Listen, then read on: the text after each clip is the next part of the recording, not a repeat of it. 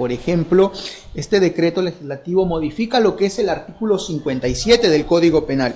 Si nosotros nos vamos al Código Penal antes de su modificación, vamos a encontrar lo que es la figura de la suspensión de la pena. Eso significa que cuando una persona era condenada a una pena privativa de la libertad, si ésta era menor a 4 años, el juez tenía todo el poder, la facultad de poder suspender su ejecución. En otras palabras, el juez decía, ¿sabes qué? Te voy a condenar a una pena privativa de libertad de 4 años, o de 3 años, o de 2 años. Sin embargo, no vas a ir a cumplirla a un centro penitenciario, sino que lo que vas a hacer es cumplir unas reglas de comportamiento llamadas reglas de conducta. Dentro de ellas, acercarte a este juzgado y firmar o reportarte vía electrónica, no cometer otro delito, y de esta forma tú vas a cumplir la pena, la condena que se está imponiendo. Bien, viene este decreto legislativo y lo modifica. La pena era antes hasta 4 años de pena privativa de libertad, de sanción. Ahora, con la modificación, se extiende a una condena de 5 años. Ya no 4, sino ahora 5 años. Y excepcionalmente, dice el decreto legislativo, puede aplicarse esta pena suspendida cuando exista, dice, una condena de 8 años. Siempre y cuando la persona condenada efectivamente no tenga antecedentes penales, señala, el autor tenga menos de 25 años, es decir, tenga 24 años al momento de cometer el delito o menos, y el juez para esto tiene que realizar una motivación reforzada, no cualquier tipo de motivación, tiene que explicar el por qué te está suspendiendo la pena para una condena de 8 o de hasta 8 años. Esa es una de las modificaciones.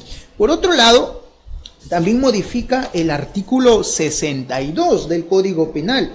Y en el artículo 62 encontramos la reserva del fallo condenatorio. Esta figura, a diferencia de la suspensión, como su mismo nombre lo dice, el juez aquí no te condena. Emite una resolución, sí, pero no te condena.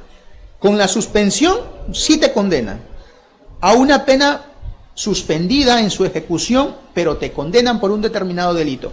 Mientras con la reserva del fallo condenatorio el juez no lo hace. El juez dice, yo no te voy a sancionar por el momento, me voy a reservar eso porque tengo esa facultad que me otorga el artículo 62 del Código Penal, pero te voy a poner unas reglas de conducta. Tú no estás condenado. Tienes que cumplir unas reglas de conducta, pero no estás condenado. ¿De acuerdo? Y este artículo 62 señalaba lo siguiente, y dice, el juez puede disponer la reserva del fallo condenatorio siempre que las circunstancias individuales verificables al momento de la expedición de la sentencia pueda colegir que la gente no cometerá un nuevo delito, y se requiere estos elementos, dice el código. La reserva tiene que ser en estos casos, cuando el delito esté sancionado con pena privativa de libertad no mayor de 3 años o con multa. A diferencia de lo que era la pena suspendida, en la pena suspendida no importaba el máximo del delito.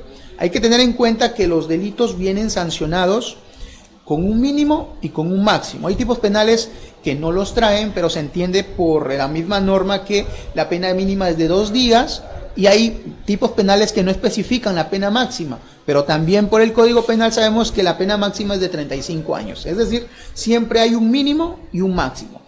En la suspensión, o para que se aplique esta figura de suspensión de la ejecución de la pena, no importa el máximo del delito.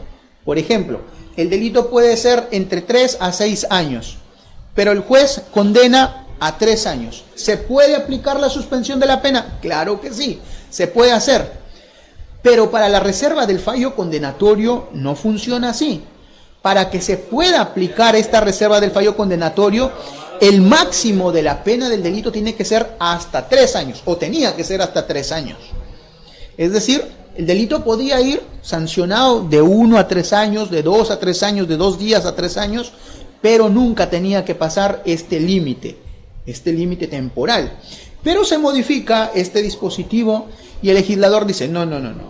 Para que se aplique la reserva del fallo condenatorio, no solo basta o no solo es hasta un máximo de 3 años, sino que se va a aplicar también a los delitos que tienen como extremo máximo los 4 años de pena privativa de libertad.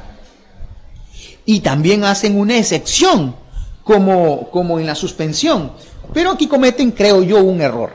Porque dice, excepcionalmente se aplicará la reserva del fallo condenatorio cuando la condena sea de 7 años. Pero aquí no estamos hablando de condena, repito. Para que se aplique la suspensión, sí, la condena tiene que ser no mayor ahora de 5 años. Pero para lo que es la reserva del fallo condenatorio no se ve la condena. Lo que se ve es el límite máximo de la pena privativa de libertad aplicable al delito por el cual se viene persiguiendo a la persona. Entonces debería ser cuando el extremo máximo es de 7 años, no cuando la condena se refiere a 7 años. Allí creo yo que hay un error por parte del legislador. Aparte de esto, señala que cuando no tenga carencia de antecedentes penales, el autor sea menor de 25, es decir, tenga 24 años o menos, y también el juez tiene que realizar su sentencia con una motivación reforzada. Es decir, tiene que explicar el por qué está imponiendo esta medida, está reservándose el fallo condenatorio cuando se trata de estos delitos.